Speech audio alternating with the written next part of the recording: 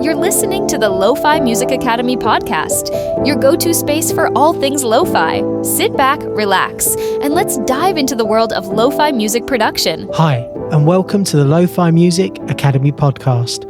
I'm Spencer J, your guide through the chilled-out, atmospheric world of lo-fi beats. Today's episode is all about one of my favourite tools for bringing emotion, depth and a sense of place into your music, and that's field recordings, and how to use them to tell a story in your lo-fi tracks. Whether it's the sound of rain on a window, birds in a morning park, or the ambient chatter of a cafe, field recordings can turn a simple beat into an experience. So let's break down what field recordings are, why they matter, and how you can use them to craft musical stories that really stick with your listener.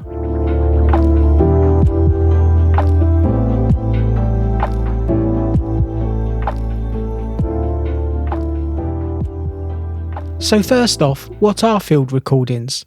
Simply put, they're real-world sounds that are captured outside your DAW or VST plugins. That could be nature sounds, traffic, kids playing, vinyl crackle, or it could even be your own breathing, literally anything that can be recorded with a mic or a phone. And in the lo-fi space, field recordings are like sonic glue. They fill the space between beats and melodies, and they make the track feel lived in, like it's part of a real environment, not just a digital file. Think of them like the audio version of a grainy film texture or the old Polaroid filters. They give character, they create an atmosphere.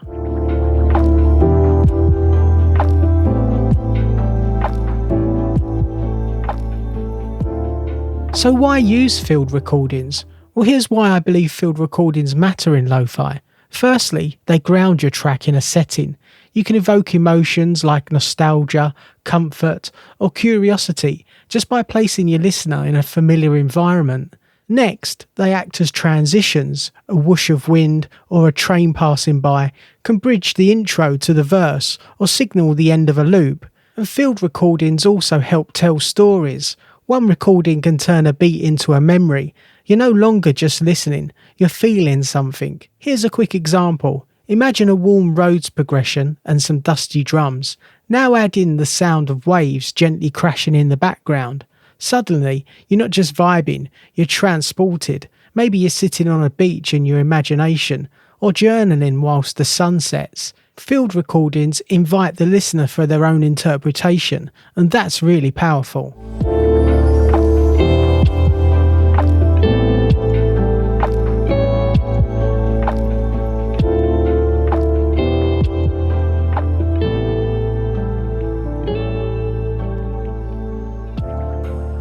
So how do you go about getting field recordings?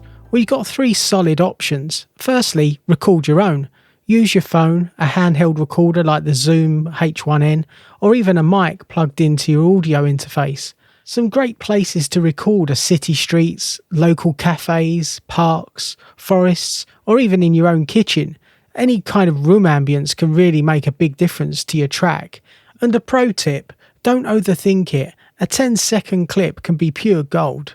Next, you can use royalty-free libraries. Sites like Splice or freesound.org, they all have huge collections.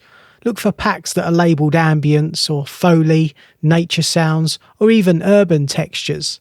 And lastly, you could try reworking old recordings. If you've got a voicemail or an old video, rip the audio and manipulate it. Make something new from it. However you source them, just remember, subtlety is key. Field recordings should complement your track, not overpower it.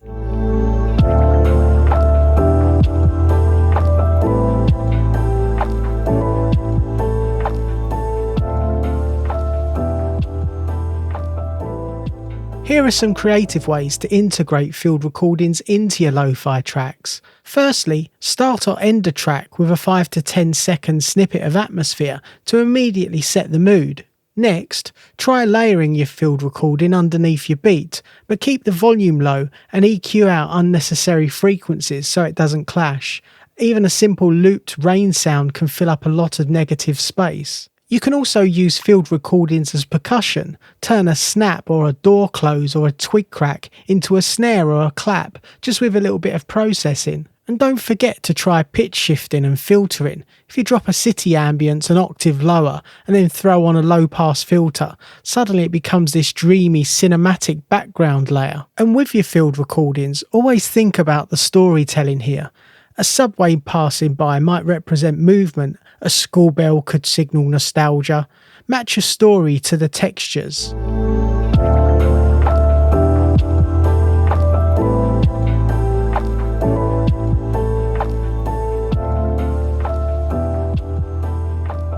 Let's get a bit more philosophical for a moment. Your track can be a journey. Where does it start? Where does it go? Who's listening? What do you want them to feel? You don't need lyrics to tell a story, just good sound design and intention. And here's a simple structure. Firstly, establish a setting. Use a soundscape to drop the listener into an environment or space. Next, build an emotion. Work on chords and melodies that reflect the feeling of that space. Introduce a change in your track, maybe a transition sound like a tape stop or fade out to suggest time has passed. And lastly, resolve or fade away. Leave your listener with a sense of closure or an open loop to think about. Let your field recordings be the narrator of your story. They give your track layers of meaning beyond the musical notes. If you're just getting started with field recordings, here's a few quick tips. Firstly, keep them subtle.